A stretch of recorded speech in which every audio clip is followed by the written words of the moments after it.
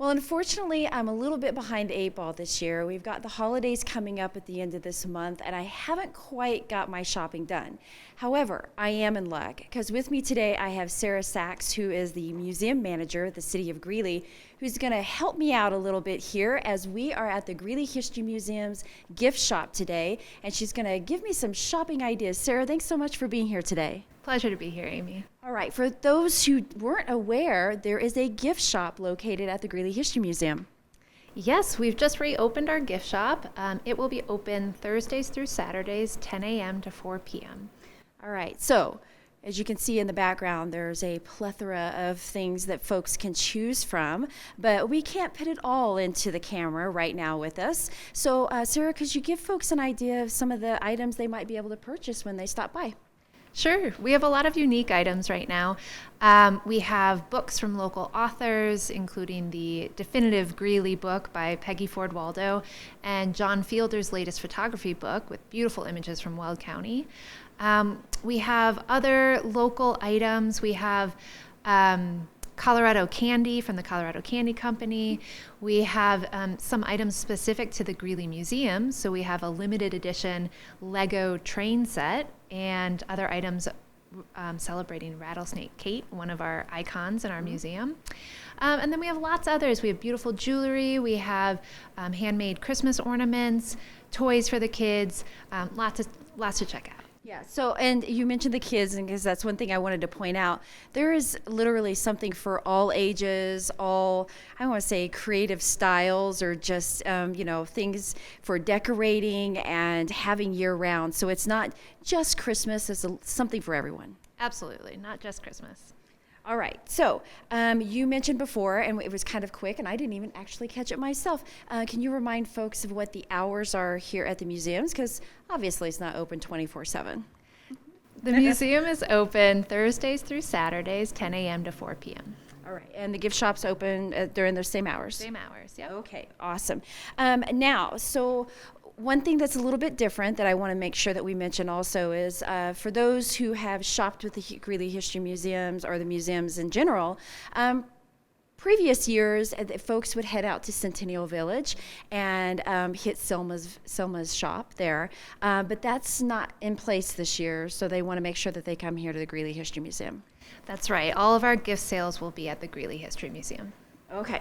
All right. Now, while folks are here and they're checking out all these great things, I keep looking around. Their stuff just keeps catching my eye. There is also some great exhibits that are happening here at the History Museum, and I want to make sure we took a few minutes here just to kind of touch on some of those that they could see. Great. Well, when you come in to do your shopping, also make sure you see our exhibits. Right now in our main gallery, we have an exhibit about Weld County history from the First Peoples all the way to today.